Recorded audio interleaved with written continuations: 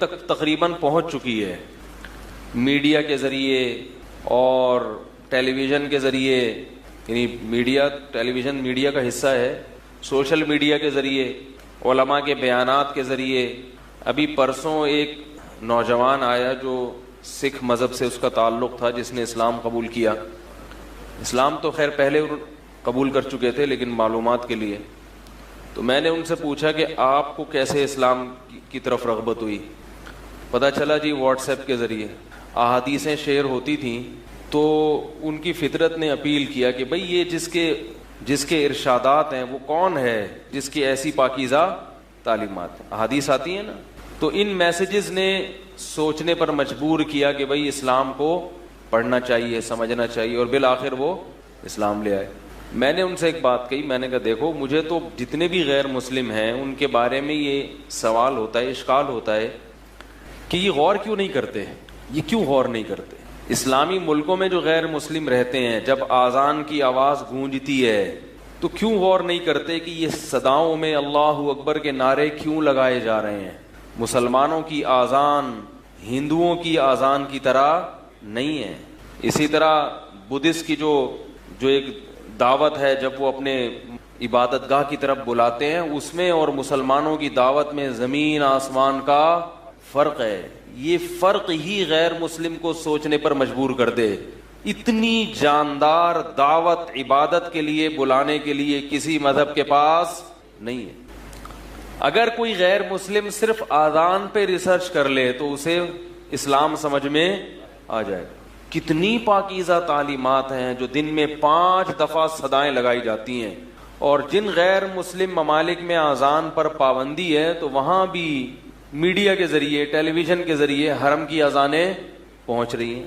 اللہ اکبر اللہ اکبر، اللہ سب سے بڑا ہے، اللہ سب سے بڑا ہے. میں گواہی دیتا ہوں کہ اللہ کے سوا کوئی عبادت کے لائق نہیں ہے. پھر دوبارہ یہ گواہی. اب اللہ کا ہمیں بتائے گا کون؟ اشہد ان محمد رسول اللہ، میں گواہی دیتا ہوں کہ محمد اللہ کے رسول ہیں. وہ نہیں ہے تو پھر کون ہے بتاؤ؟ ہمیں اللہ کا تعارف پھر کون کرا رہا ہے بھائی؟ جیسا اللہ کا تعارف اور انٹروڈکشن محمد صلی اللہ علیہ وسلم نے اللہ کے بارے میں بتایا، اس طرح سے انٹروڈیوس کسی نے بھی ہمیں کرایا ہی نہیں. کچھ ہے ہی نہیں اس کے پاس. اللہ کون ہے، کہاں ہے، اس کی کیا صفات ہیں، وہ اپنے بندوں سے کیا چاہتا ہے. تبھی تو دیکھو دنیا پاگل ہو گئی ہے. دنیا کے پاس سب کچھ ہے، سیدھا راستہ نہیں، پاگل ہو گئی. یہ پاگل پنے کی مثالیں دوں آپ کو. ابھی انڈیا کی عدالت نے قانون پاس کیا ہے کہ شادی شدہ عورت بھی زنا کر سکتی ہے. یہ باولے ہونے کی دلیل ہے. ہدایت نہیں ہے نا تو باولے ہو گئے، پاگل ہو گئے. دلیل یہ دی ہے کہ عورت جو ہے وہ مرد کی ملکیت نہیں ہے، چونکہ وہ مرد کی پراپرٹی نہیں ہے تو مرد اس پہ پابندی. تو یہ فل باولے ہونے کی دلیل ہے یا نہیں؟ یعنی اگر دونوں کا ایگریمنٹ ہوا ہے اور وہ اس ایگریمنٹ کی وجہ سے شوہر کی پابند ہو جاتی ہے کہ میں کسی سے ریلیشن نہیں کروں گی، تو اس کو کیا سمجھ رہے ہیں؟ گویا اس کی ہم نے غلام بنا دیا اس کو. اس کا غلامی سے کیا تعلق ہے؟ اور اگر اس کو سیکچول ریلیشن قائم کرنے کی غیر مرد سے اجازت ہے تو پھر شادی کے تکلف کی ضرورت کیا ہے؟ خدا کی قسم یہ دنیا کی ذہین قومیں باولی ہو گئی ہیں، پاگل ہو گئی ہیں، کیونکہ ان کے پاس گاڈ کی طرف سے کوئی نمائندہ ہے نہیں، اور جو ہے اس کو ماننے کے لیے تیار نہیں ہے. یہی تو پاگل ہونے کی دلیل ہے. اور انڈیا والے خود باولے نہیں ہوئے، انہیں گورے باولے کر رہے ہیں. نہیں آئی بات میرا خیال ہے. جب آپ کے پاس خود کوئی تعلیم نہیں ہوتی، فالو تو کرنا ہے نا کسی کو، تو آپ ایسے لوگوں کو فالو کرنا شروع کر دیتے ہو جن کے برحق ہونے کی آپ کے پاس کوئی دلیل نہیں، کیونکہ اپنا تو کچھ ہے نہیں. ہندوؤں کے اپنے مذہب میں جو تعلیمات ہیں وہ ناقص ہیں، اور وہ ایسی ہیں کہ اسے کسی کی بھی فطرت بھی اپیل نہیں کرتی. وہ فطرت کو اپیل کرتے ہی نہیں ہے، وہ تعلیمات کرتی ہی نہیں ہے وہ تعلیمات. تو وہ گوروں کو دیکھ رہے ہیں کہ وہ ترقی یافتہ ہیں، تو چلو وہ اتنی انہوں نے کامیابی ان کے قدم چوم رہی ہے تو ہم چلو انہی کے پیچھے چلتے ہیں. تو وہ ججز نے BBC میں پوری رپورٹ شائع ہوئی ہے. ججز میں بحث یہ ہوئی کہ بھئی کیوں پابندی لگائیں.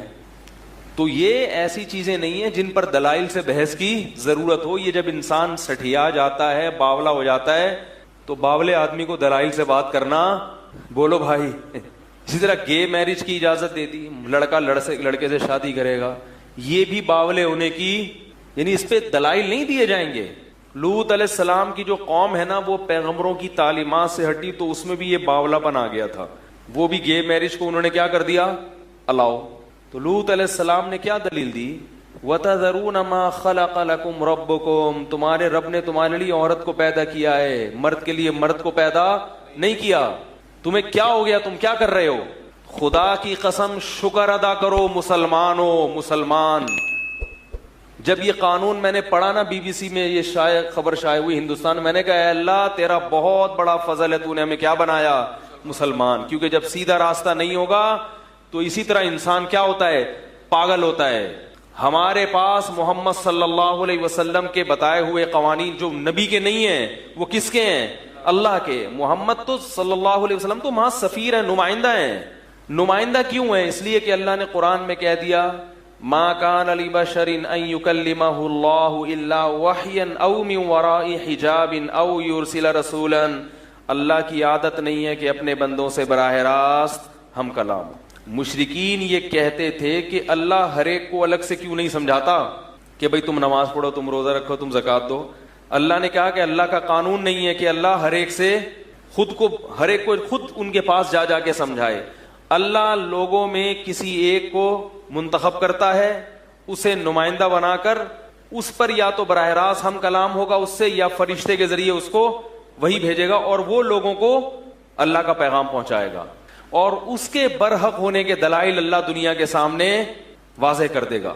وہ جھوٹا نہیں ہو سکتا. اگر وہ جھوٹا ہوا تو اللہ اس کا جھوٹا ہونا دنیا کے سامنے ثابت کر دے گا. جیسے کہ مرزا غلام احمد قادیانی کا جھوٹا ہونا اللہ نے دنیا کے سامنے ظاہر کر دیا. لیکن قادیانی اس کو سننے کے لیے تیار نہیں ہے, کسی عالم کے پاس بیٹھ کر تحقیق کے لیے تیار نہیں ہے. تو پھر میرے بھائی قرآن کے الفاظ ہیں انلزمکموها وانتم لها کارہون, تم سیدھا راستہ چاہتے نہیں ہو اور ہم زبردستی تمہارے ماتھے پہ سیدھا راستہ تھوپ دیں, ایسا نہیں ہوتا. میں نے بتایا نا قادیانی یہ ثابت کر لیں کہ مرزا غلام احمد شریف انسان تھا, نبوت اس کے بعد کی چیز ہے. شرافت پہ وہ بحث نہیں کر سکتے, شریف انسان تھا اس پہ بحث نہیں کریں گے. وہ بحث کو پیچیدہ بنانے کے لیے حضرت عیسیٰ کی حیات پہ آئیں گے ڈائریکٹ کہ حضرت عیسیٰ زندہ ہیں یا نہیں ہے. حضرت عیسیٰ کے زندہ ہونے یا نہ ہونے سے مرزا کی نبوت کا کیا تعلق بھائی, وہ ادھر لے جائے گا بات کو. تو ان سے جب بھی قادیانیوں سے بات کرو بولو بھائی ہم آپ کی کتابوں سے ثابت کریں گے کہ مرزا غلام احمد شریف آدمی نہیں تھا, شریف آدمی نہیں تھا وہ. تو میں یہ عرض کر رہا تھا دیکھو کہ اللہ تعالیٰ نے محمد صلی اللہ علیہ وسلم کو بھیجا اپنا پیغام لے کر. آپ نذیر ہیں, نذیر, آپ بشیر بھی ہیں اور نذیر بھی. آپ خوشخبری بھی دے رہے ہیں کہ جو اچھے اعمال کرے گا اس کے لیے جنت ہے, اور آپ ڈرا بھی رہے ہیں کہ جو برے اعمال کرے گا اس کے لیے جہنم کی آگ ہے. تو لوگ نہ ان کی دعوت کو سننے کے لیے تیار نہیں ہے. اور جب بھی حق کی مخالفت ہوئی ہے اس میں ذاتی بغض, جو ذاتی بغض ہے نا قومیت کی بیس پہ, یہ انسان کو ہمیشہ حق پر آنے سے روکتا ہے. پوری دنیا میں مسلمانوں کے ساتھ جتنا سوتیلا پن ظاہر کیا جا رہا ہے نا دنیا میں, اتنا کسی اور کے ساتھ نہیں. کیونکہ حق کس کے پاس ہے, مسلمانوں کے پاس. میں رہا ہوں غیر مسلموں میں بھی, ہندو لڑکی سکھ سے شادی کر لے اعتراض کوئی اتنا بڑا مسئلہ نہیں ہوتا. ہندو لڑکی عیسائی سے کرے کوئی اتنا بڑا مسئلہ, مسلمان سے کرے جان سے مارنے کی دھمکیاں. مذہبی آزادی کی بات سب کرتے ہیں, اسلام اجازت نہیں دیتا کہ جو ایک دفعہ مسلمان ہو کے واپس پلٹے اس کو اسلام پلٹنے کی اجازت نہیں دیتا. صاف طور پہ کہتے ہیں کہ اجازت نہیں ہے. آنے پر کوئی پابندی نہیں, آئے تو واپسی کا راستہ بند. اس پر تو بہت اعتراض کیا جاتا ہے کہ مسلمان شدت پسند ہوتے ہیں, لیکن آپ کتنے براڈ مائنڈڈ ہیں. آپ کی قوم میں اگر کوئی ہندو مسلمان ہونا چاہے اپنی مرضی سے تو آپ اسے ہونے دیتے ہیں؟ کتنے ہندو ہیں جنہوں نے اسلام قبول کیا مگر اپنا اسلام دنیا کے سامنے ظاہر. ابھی جامعۃ الرشید کے ایک استاذ ہیں, ان کے ہاتھ پہ ماشاءاللہ درجنوں غیر مسلم مسلمان ہوئے اندرون سندھ, چند دن پہلے کی بات ہے. درجنوں ہندو مسلمان ہوئے ہیں, درجنوں. لیکن وہ خبر میڈیا پہ نہیں ہے, اور بہت پہلے بھی ہو چکے ہیں. اندرون سندھ بہت سارے ہندو ہیں جو باقاعدہ ان کا ایک ادارہ ہے, وہاں اندرون سندھ کام کر رہے ہیں. وہ غریب آبادیوں میں بہت سارے ہندو مسلمان ہوتے ہیں, لیکن ان کو مشکلات کس سے ہوتی ہیں؟ اپنی قوم سے. تو وہ کہاں گیا آپ کا براڈ مائنڈڈ ہونا اور وہ لبرل ہونا کدھر چلا گیا؟ تو اللہ تعالیٰ نے محمد صلی اللہ علیہ وسلم کے ذریعے جنت اور جہنم کی خبر پوری دنیا میں پھیلا دی. اب اگر کوئی مسلمان اس خبر کو سننے کے لیے تیار نہیں, اس پہ غور کرنے کے لیے کوئی غیر مسلم, تو یہ اللہ کا قصور نہیں ہے. اللہ غیر مسلم سے بھی پوچھے گا اور مسلم سے بھی پوچھے گا. مسلمان سے تو یہ پوچھے گا کہ تم اعمال جو نبی نے بتائے تھے ان کو کیوں پورا نہیں کیا, اور غیر مسلم سے اللہ تعالیٰ یہ سوال کریں گے کہ جب تمہیں معلوم تھا کہ دنیا میں مختلف مذاہب ہیں, مختلف دعوتیں ہیں, تمہیں معلوم تھا اس میں کچھ صحیح ہیں اور کچھ غلط ہیں, تم نے تحقیق کر کے صحیح تک پہنچنے کی کوشش کیوں نہیں کی؟ کوشش کیوں نہیں کی؟ یہ بہانہ قیامت کے دن نہیں چلے گا کیونکہ میں سکھوں کے خاندان میں پیدا ہوا, اے اللہ اس لیے میں کیا تھا؟ سکھ تھا. میں ہندوؤں کے ہاں پیدا ہوا تو میں کیا تھا؟ ہندو تھا. میں عیسائیوں کے ہاں پیدا ہوا تو میں کیا تھا؟ عیسائی. ایک کرسچن سے میری بات ہوئی, عیسائی سے, اس نے بڑی اسلام کی تعریفیں کی, ہاں بھائی اچھا مذہب ہے. میں نے کہا پھر مسلمان کیوں نہیں ہو جاتے؟ تو مجھے کہتا ہے دیکھو اگر اللہ نے مجھے مسلم بنانا ہوتا تو مجھے مسلمانوں کے ہاں پیدا کرتا. اللہ نے مجھے کہاں پیدا کیا؟ عیسائیوں میں. اس کا مطلب میرے لیے یہی مذہب ہے. میں نے کہا اللہ نہ کرے آپ چوروں کے ہاں پیدا ہو جاتے تو پھر آپ کے لیے چوری کیا ہوتی؟ حلال ہو جاتی. آپ چرسیوں کے ہاں پیدا ہو جاتے تو چرس پینا حلال ہو جاتا ہے. بھائی ہم لوگ خان ہیں, انڈین خان. میرے سب بچوں کے نام کے ساتھ خان لگائے, آرڈر پہ لگوائے ہم نے باقاعدہ. میرے جب بیٹا پیدا ہوا محمد نام رکھا ہم نے, تو برتھ سرٹیفکیٹ میں اس کا نام رکھ دیا محمد ابن طارق, صرف محمد. تو میری والدہ گئیں, بولی اس کے نام کے ساتھ خان لگاؤ, قوم ساتھ میں بولو بھائی آنی چاہیے. تو ہم کیا پتا چلے گا کون ہے بھائی, کہاں سے اٹھا کے لے آئے تھے اس کو؟ قوم ہوتی ہے تو پتا چلتا ہے بھائی یہ اس فیملی سے.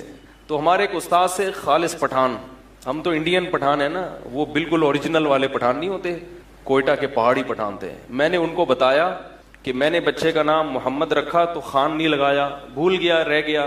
تو میری والدہ کو غصہ آیا, انہوں نے کہا اس کے نام کے ساتھ کیا لگے گا؟ خان لگے گا. تو وہ اتنا خوش ہوا, انہوں نے کہا تمہاری والدہ نے پٹھان ہونے کا حق ادا کر دیا. واقعی غیرت مند ماں ہے کہ بھئی نسب تو قوم تو ساتھ لگے نا. قومیت, قوم پرستی تو درست نہیں ہے, لیکن پیدا تو کسی قوم میں ہی ہوتا ہے نا. اب آپ کسی نے تمہاری قوم کیا کہہ رہے ہیں, وہ کچھ بھی نہیں ہے, اس کا مطلب عیدی سینٹر سے ملے ہو آپ. کچھ بھی قوم نہیں ہے تو کہاں سے دریافت ہوئے ہو؟ پھر عیدی سینٹر سے کوئی لنک بنتا ہے کہ آپ کو پتہ ہی نہیں ابا کون ہے آپ کا. تو کیا بات کر رہا تھا؟ ہاں, تو میں نے ان سے کہا کہ پھر اس کا مطلب ہے کہ اگر چوروں کے ہاں پیدا ہو جاتے تو چور. اور پھر میں نے کہا فرق اتنا زیادہ ہے. میں نے کہا پھر جو ہندوؤں کے یہاں پیدا ہو رہا ہے آپ اس کو بھی غلط مت کرو کہو, کیونکہ عیسائیت میں بت پرستی حرام ہے نا, بت پرستی. اور ہندو کس کے سامنے جھک رہا ہے؟ بتوں کے سامنے. اور انجیل میں یہ لکھا ہوا ہے کہ بت پرستی کرنے والا کبھی بھی جنت میں نہیں جائے گا. میں نے کہا ایک طرف آپ جس کتاب کو فالو کر رہے ہو وہ کتاب کہہ رہی ہے کہ ہندو جنت میں نہیں جا سکتا, اور دوسری طرف آپ کہہ رہے ہو اگر وہ ہندوؤں میں پیدا ہو گیا تو ٹھیک ہے, اب اس کو ہندو بننے کی اجازت ہے. میں نے کہا یہ غلط ہے. جب بلوغت کی دہلیز پہ قدم رکھ لیے, نابالغ ہے مر گیا تو پھر پوچھ نہیں ہے, کہ نابالغ کو تو عقل ہی نہیں ہوتا نا, وہ کہاں. لیکن جب آپ شعور پیدا ہو گیا آپ کے اندر, آپ بالغ ہو گئے, اللہ نے عقل دے دی, تو آپ کو سوچنا پڑے گا کہ میرے والدین دین برحق پہ ہیں یا نہیں ہیں. یہ سوچنا پڑے گا آپ. تبھی بڑے بڑے غیر مسلم جنہوں نے بڑی بڑی قربانیاں دی ہیں, جن کی سمجھ میں یہ بات آ گئی. چند دن پہلے, ابھی اسی ہفتے کی بات ہے, انڈیا سے ایک ہندو خاتون کا فون آیا. خاتون میں اس لیے کہہ رہا ہوں کہ ایک تھوڑا سا مہذب لفظ ہے نا خاتون, ورنہ وہ خاتون ہی لڑکی ہے, نو عمر ہے, نو عمر خاتون ہے. فون آیا کہ میں نے اسلام قبول کیا. بہت ہائی پروفائل ایجوکیٹڈ لڑکی, پڑھی لکھی خاتون, اسلام قبول کیا ہے اور کسی نے بھی تبلیغ نہیں کی تھی. خود سے ہی بار بار ضمیر نے ملامت کی, بھئی دیکھو ریسرچ کرو, تحقیق کرو, کیا ہے یہ. اور اللہ نے اس کو اسلام کی توفیق دی, مگر خاندان کے سامنے ظاہر نہیں کی. چھپ کے نمازیں, چھپ کے روزے, کتنی ہمت ہے, کتنی بڑی ہمت کی بات. تو جس کی سمجھ میں بات آ جاتی ہے وہ بڑی سے بڑی قربانی دینے کے لیے. تو میں نے اس کو کافی سمجھایا. میں نے کہا دیکھو آپ کے گھر والے دباؤ ڈالیں گے, آپ نے اسلام چھوڑنا نہیں ہے. اس نے کہا میں نے یہ عزم کیا, میری جان چلی جائے, مجھے قتل کر دیں, میں اب اسلام سے پیچھے ہٹنے والی اسلام سے میری جان چلی جائے, مجھے قتل کر دے, میں اسلام سے پیچھے ہٹنے والی نہیں ہوں میں. تو میرا ایمان بڑا. میں نے کہا دیکھو ایک عورت ہو کے, کمزور ہو کے اللہ نے کس قدر ہمت دی ہے. تو بھائی جس کی سمجھ میں آ جاتا ہے نا, اور سمجھ میں کس کے آتا ہے, جو سمجھنے کی کوشش کرتا ہے, تو اس کو سمجھ میں آئیں گی یہ باتیں. تو اللہ تعالیٰ نے رسول اللہ صلی اللہ علیہ وسلم کو نذیر بنایا, ڈرانے والا. آپ ڈرا رہے ہیں جہنم کی آگ سے, لوگ آپ کی آواز کو سننے کے لیے تیار نہیں ہے. ٹائم ہی نہیں ہے. فلموں سے, ڈراموں سے, کرکٹ کے میچوں سے ٹائم ملے گا تو آج دن بھر کی ایکٹیویٹیز کیا ہیں؟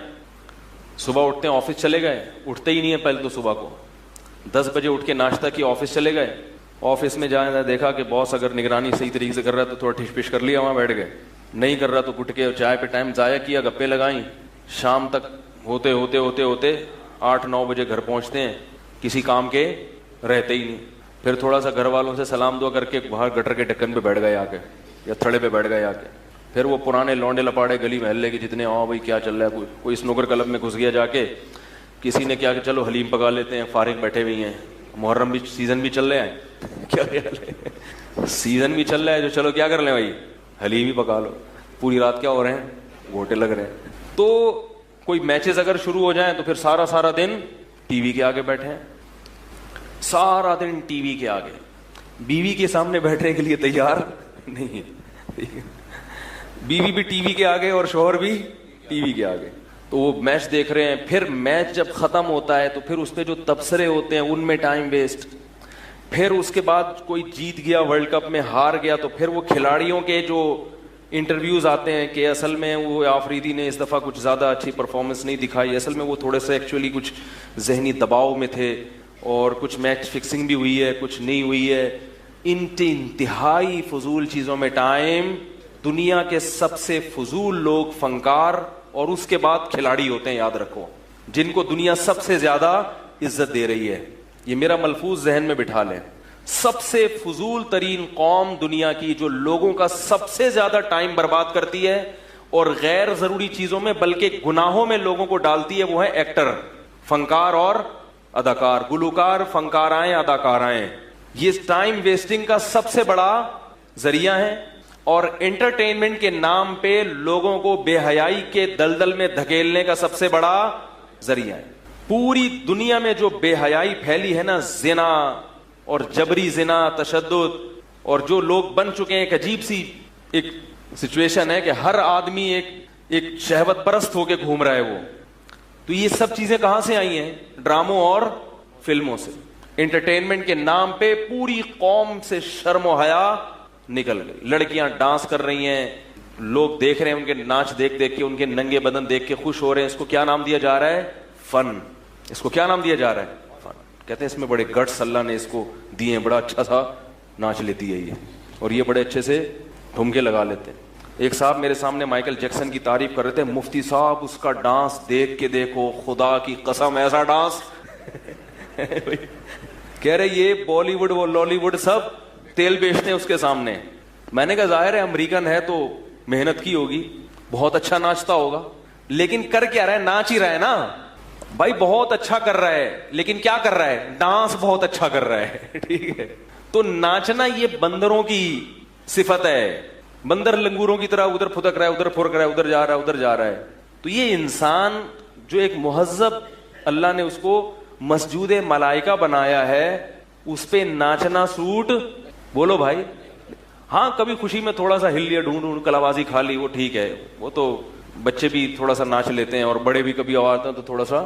ہم افغانستان میں وہاں سنتے ہیں کہ وہ, یا ادھر KPK میں بھی دیکھا ہے کہ وہ شادی ہوتی ہے نا, تھوڑا سا لڑکے ڈھول بج رہا ہوتا ہے, تھوڑا سا اچھل کود ہو رہی ہوتی ہے. اس حد تک اتنا برا نہیں ہے, لیکن اسی اچھل کود کو باقاعدہ محنت کر کے اس پہ کورس کرنا, ٹھیک ہے نا, ٹھیک ہے نا.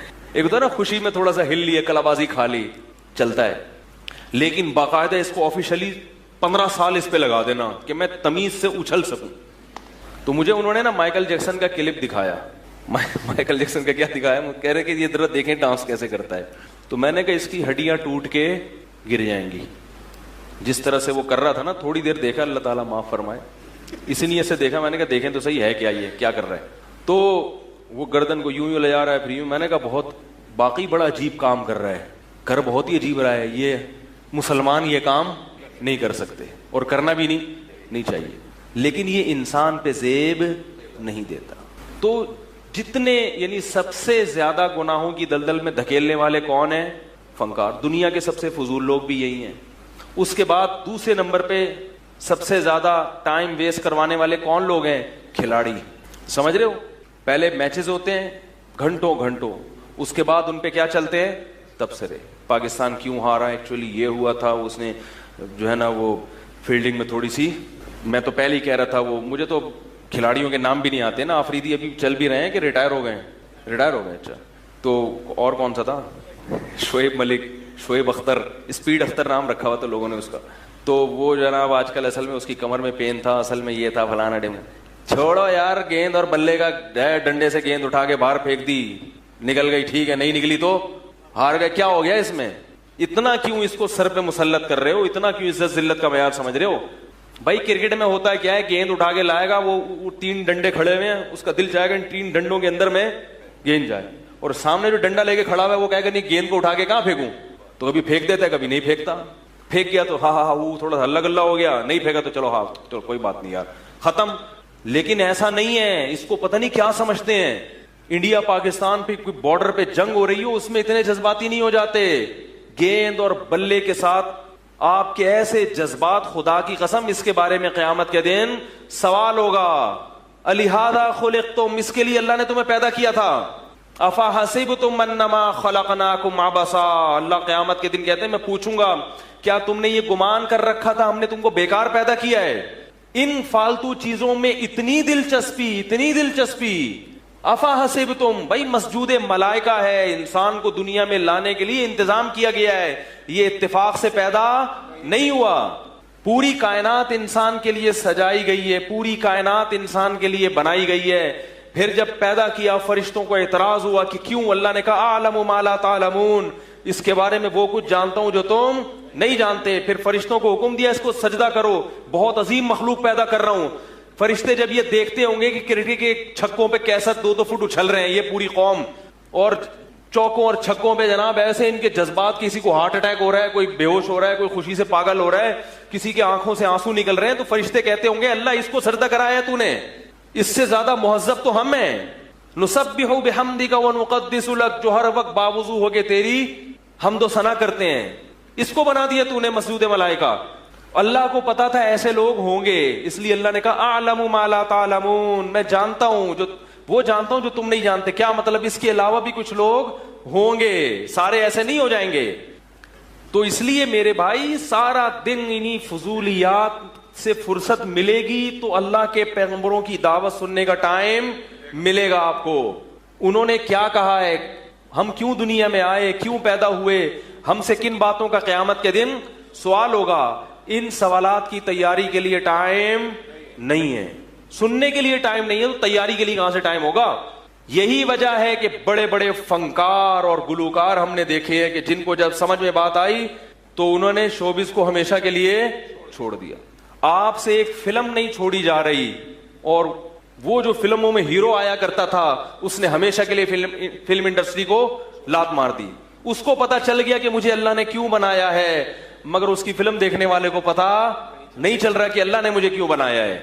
بڑی بڑی قربانیاں ہیں. آج دیکھو علماء کے پاس جو لوگ بیعت ہیں, جو ان سے تعلق ہیں, ان میں بڑے بڑے گلوکار بھی ہیں. امریکہ کے گلوکار ہیں بڑے بڑے, جنہوں نے توبہ کی ہے, جو توبہ کر کے اسلام کی طرف آئے اور ان چیزوں کو ہمیشہ کے لیے. خیر سعید انور کو دیکھو, کھلاڑی تھا نا بہت بڑا, ایسی توبہ کی ہے کہ اب اس کا نام بھی کہیں پلیئر کے طور پر بولتے کیوں نہیں. اور بھی بہت سو نے توبہ کی, مگر کی تھوڑا تھوڑا ٹچ میں. چلو اچھا ہے, اللہ ان کی مغفرت کرے, کوئی کوتاہی ہے تو اللہ معاف کرے, کچھ تو آئے. لیکن سعید انور جو ہے نا کھلاڑی, انہوں نے پلٹا کیسا کھایا ہے, بولو بھائی, چھوڑ دو. توبہ کی ہے تو بس سب کچھ. آج ہمارے کسی نوجوان کو گیند اور بلہ پکڑا دو, وہ اس امید پہ کھیلنا شروع کر دیتا ہے شاید میں بھی بین الاقوامی ٹیم کا حصہ بن جاؤں, نیشنل اپنی قومی ٹیم کا حصہ بن جاؤں. ہمارے محلے میں ایک صاحب تھے, وہ ٹیم میں شامل ہونے کی کوشش کی, اس نوجوان نے بہت محنت کی, فٹ بالر تھا وہ, تو جو فٹ بال کی جو ٹیم ہے نا وہ چاہتا تھا میں اوپر سطح پہ جاؤں. کئی سال اس نے فٹ بال میں لگائے, ایکسرسائز, اور اتنا بہترین فٹ بالر بن گیا تھا, مگر اس کی سلیکشن نہیں ہو سکی تو مینٹلی کیا ہو گیا, سیٹنگ آؤٹ. تو اس سے کوئی بولے کہ بھائی تم تو کرکٹ کی زیادہ ہمارے یہاں ملک میں ویلیو ہے فٹ بال سے, اس سے کوئی پوچھے کہ تم تو فٹ بال میں جا رہے تھے, نہیں جا سکے, تمہارا مینٹل, تمہاری سیٹنگ آؤٹ ہو گئی. ہم ایسے کھلاڑیوں کو بھی جانتے ہیں جو اوپر تک پہنچ چکے تھے مگر انہیں چھوڑ دیا بالکل. تو جب بات سمجھ میں آ جاتی ہے تو بادشاہت چھوڑنا بھی آسان, کھیل چھوڑنا یا فلم انڈسٹری سے توبہ کرنا یہ تو بہت بات کی چیز ہے. وہ بادشاہت سے بھی توبہ کر لیتے ہیں اگر ظلم کر رہے ہوں. اور جب بات سمجھ میں نہیں آتی تو میرے بھائی پھر دیکھتے رہو سارا دن ٹی وی کے آگے کرکٹ کے میچ. اور جب میں بیان کرتا ہوں تو بولتے ہیں ان مولویوں کو پتہ نہیں کیوں تکلیف ہوتی ہے ہمارے کرکٹ دیکھنے سے. میرا بیان ہوا تو اس پہ ایسے ہی کمنٹس آئے تھے لوگوں کے کہ مولویوں کو پتہ نہیں کیوں تکلیف ہو رہی. ہم اگر ملک کی محبت میں کرکٹ کے میچ دیکھ رہے ہیں تو کیا جا رہا ہے, ملک کی محبت میں تم اپنا ٹائم ویسٹ کر رہے ہو. سمجھ رہے ہو کیا کر رہے ہو, اپنا ٹائم ویسٹ کر رہے ہو. کہہ رہے ہیں اس میں کون سا ناجائز ہے, کیا ٹائم ویسٹ ہو رہا ہے آپ کا بہت زیادہ. کوئی ویژن بناؤ, کوئی مقصد بناؤ, اس مقصد تک پہنچنے کی کوشش کرو, اور اس مقصد کے درمیان میں جو بھی چیز رکاوٹ بنے گی اس رکاوٹ کو اپنے راستے سے ہٹا دو. بولے ہم نے یہ ہدف ہے, یہاں تک پہنچنا ہے, اس میں کرکٹ رکاوٹ بن رہا ہے اس کو لات مار دو, اس میں ڈرامے فلمیں رکاوٹ بن رہے ہیں ہٹا دو اس کو راستے سے. اور اگر کوئی ویژن ہی نہ ہو, کوئی مقصد ہی نہ ہو, پھر دیکھو بھائی, کیونکہ پھر تو لائف کو انجوائے کرنا ہے تو پھر کرکٹ بھی دیکھو, فلمیں بھی دیکھو, بلکہ میں کہتا ہوں پھر گٹکے بھی کھاؤ, اور پھر تھوڑا سا سٹے مٹے بھی لگاؤ, اور پھر پینے پلانے کا جو لوگ کہتے ہیں, میں نہیں پیتا الحمدللہ, جو پینے والے ہیں وہ کہتے ہیں پینے میں جو مزہ ہے وہ کسی اور چیز میں نہیں. وہ پھر پیو, کیا کرو بھائی, پیو, پھر اس میں بہت مزہ آتا ہے, سنا ہے. ٹھیک ہے, تو پھر تمیز سے مزے اڑاؤ نا. پھر یہ کہ آدھے تیتر آدھے بٹیر. قرآن مجید میں اللہ تعالیٰ کے ارشاد ہے, قد افلح المؤمنون الذین هم فی صلاتهم خاشعون والذین هم عن اللغو معرضون. مومنین کامیاب ہو گئے جو نمازوں میں خشوع پیدا کرتے ہیں اور لغویات سے اعراض کرتے ہیں. لغو کام جس کا نہ دین کا کوئی فائدہ نہ دنیا. میں آپ کو انٹرٹینمنٹ سے یا تفریح سے منع نہیں کر رہا, ٹائم ویسٹنگ سے منع کر رہا ہوں. تفریح وہ کرو جو صحت کے لیے بھی اچھی ہو اور اس میں کچھ نالج بھی ہو آپ کو. کرکٹ کی نالج سے کوئی فائدہ نہیں ہے. ایک صاحب کہہ رہے ہیں مجھے سب پتا ہے کہ ظہیر عباس نے کتنے چھکے مارے تھے, میاں داد نے کتنی سینچریاں بنائی تھیں, اور پوری رپورٹیں پرانے پلیئر کے بارے میں بھی سب کا پتا ہے. ایسے لوگ ہوتے ہیں, اتنی دلچسپی کرکٹ سے جو پوچھو بتائیں گے. میں نے کہا میری نظر میں ان چیزوں سے جاہل رہنا, یہ معلومات سے, ہم بھی بڑے کرکٹ کے کھلاڑی رہے تھے مگر اب نام بھی کھلاڑیوں کے معلوم نہیں. میں نے جب وہ آفریدی صاحب جامعۃ الرشید آئے نا تو میں نے بیان کہا, میں نے کہا وہ پورا نام ان کا کیا ہے, شاہد آفریدی. تو مجھے پورا نام معلوم نہیں تھا. میں نے کہا پورا نام آپ لوگوں سے پوچھا تو اس پہ کسی نے کمنٹس کیے یہ مولوی بہت فنٹر بننے کی کوشش کرتا ہے, ایسا گھنا بن رہا ہے, اس کو شاہد آفریدی کا نام ہی نہیں پتا. اس کو نہیں پتا تھا کہ ہم واقعی اتنے بیوقوف ہیں کہ ہمیں نام معلوم نہیں ہے, واقعی نام معلوم نہیں ہے ہمیں. کیونکہ جب ہم نے کرکٹ کو چھوڑ دیا, کرکٹ کھیلنا برا نہیں ہے, کھیلو, آپ میدان میں جا کے کھیلو, ایک کھیل ہے, ایک جائز تفریح ہے. لیکن بین الاقوامی میچز میں جو اتنی زیادہ دلچسپی لی جا رہی ہے اور سارا دن ٹی وی کے آگے بیٹھ کر دل کی